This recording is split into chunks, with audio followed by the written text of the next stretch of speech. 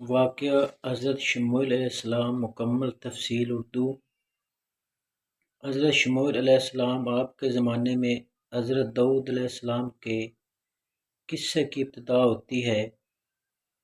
حضرت شموئیل علیہ السلام کا سلسلہ نسب اس طرح ہے کہ آپ کا سلسلہ نسب شموئیل بن بالی بن علقمہ بن خام بن یوبن صوف بن علقمہ بن ماحس بن عمر سیابن ازریہ۔ حضرت مقاتل رحمۃ اللہ علیہ فرماتے ہیں آپ ہارون علیہ السلام کے وارثین میں سے تھے۔ مجاہد رحمۃ اللہ علیہ فرماتے ہیں آپ شموئیل بن حلفہ کہیں اس سے زیادہ آپ کا نسب معروف نہیں واللہ علم۔ حضرت شموئیل علیہ السلام کی بعثت۔ علامہ سعدی رحمۃ اللہ علیہ نے اپنی اسناد کے ساتھ حضرت ابن عباس، ابن مسعود اور صحابہ کرام رضی اللہ عنہم کی ایک جماعت سے نقل کرتے ہیں کہ جب قوم عمالقہ کے لوگ غزہ اور اسقلان میں بنی اسرائیل پر غالب آ گئے تو انہوں نے خون ریزی اور قتل و غارت کا بازار گرم کر دیا اور بنی اسرائیل کے بچوں کو قید کرنے لگے اور لادی کے خاندان سے نبوت جاتی رہی۔ اس خاندان میں سوائے ایک حاملہ عورت کے کوئی زندہ نہ بچا تھا۔ وہ عورت ہر وقت دعائے بارگاہ میں خداوندی میں دست دعا دراز رکھتی کہ اے اللہ تعالیٰ مجھے ایک ایسا بیٹا عطا فرما دے۔ اس کی بارگاہ الہی میں دعا قبول ہوئی اور اس نے ایک لڑکے کو جنم دیا جس کا نام اس نے اشموئیل رکھا۔ اشموئیل کا مطلب عبرانی زبان میں اسماعیل ہے، یعنی اللہ تعالیٰ نے میری دعا سن لی۔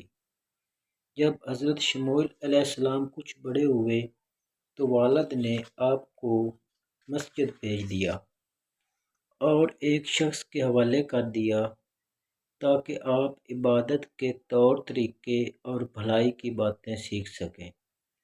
اسی بزرگ کی سرپرستی میں آپ پروان چڑھے۔ ایک رات آپ مسجد میں محو استراحت تھے کہ مسجد کے کونے سے آواز آئی۔ آپ گھبرا کے اٹھ کھڑے ہوئے۔ خیال آیا کہ شاید استاد محترم نے بلایا ہے۔ پوچھا استاد محترم آپ نے مجھے بلایا ہے؟ استاد کو یہ بات ناگوار گزری کہ آپ پریشان ہو جائیں۔ اس خیال سے انہوں نے کہا ہاں سو جاؤ۔ آپ سو گئے۔ تھوڑی دیر بعد دوسری آواز آئی، پھر تیسری دفعہ کسی نے آپ کو آواز دی تو آپ دیکھتے کیا ہیں کہ حضرت جبرائیل علیہ السلام آپ کو آواز دے رہے ہیں کہ اللہ تعالیٰ نے آپ کو آپ کی قوم کی طرف مبعوث فرمایا ہے۔ پھر جو صورتحال پیش آئی اللہ تعالیٰ نے اسے اپنی کتاب میں ذکر فرمایا ہے۔ ارشاد باری تعالیٰ ہے اور جس کا ترجمہ یوں ہے، اے مخاطب تجھ کو بنی اسرائیل کی جماعت کا قصہ جو موسیٰ علیہ السلام کے بعد ہوا ہے معلوم نہیں ہوا، جبکہ ان لوگوں نے اپنے ایک پیغمبر سے کہا ہمارے لیے ایک بادشاہ مقرر کر دیجئے کہ ہم اللہ کی راہ میں جلود سے قتال کریں۔ ان پیغمبر نے فرمایا کیا یہ احتمال ہے کہ اگر تم کو جہاد کا حکم دیا جائے تو اس وقت جہاد نہ کرو؟ وہ لوگ کہنے لگے ہمارے واسطے ایسا کون سبب ہوگا کہ ہم اللہ کی راہ میں جہاد نہ کریں، حالانکہ ہم اپنی بستیوں اور اپنے فرزندوں سے بھی جدا کر دیے گئے ہیں۔ پھر جب ان لوگوں کو جہاد کا حکم ہوا تو بااستثناء ایک قلیل مقدار کے باقی سب پھر گئے، اور اللہ تعالیٰ ظالموں کو خوب جانتا ہے۔ اور ان لوگوں سے ان کے پیغمبر نے فرمایا اللہ تعالیٰ نے تم پر طالوت کو بادشاہ مقرر فرمایا ہے۔ کہنے لگے ان کو ہم پر حکمرانی کا کیسے حق حاصل ہو سکتا ہے، حالانکہ بے نسبت ان کے ہم حکمرانی کے زیادہ مستحق ہیں۔ اور ان کو تو کچھ مال و وسعت بھی نہیں دی گئی۔ ان کے پیغمبر نے جواب میں فرمایا، اول تو اللہ تعالیٰ نے تمہارے مقابلے میں ان کو منتخب فرمایا ہے، اور دوسرے علم اور جسامت میں ان کو زیادتی دی ہے، اور تیسرے اللہ تعالیٰ اپنا ملک جس کو چاہیں دے، اور چوتھے اللہ تعالیٰ وسعت دینے والے جاننے والے ہیں۔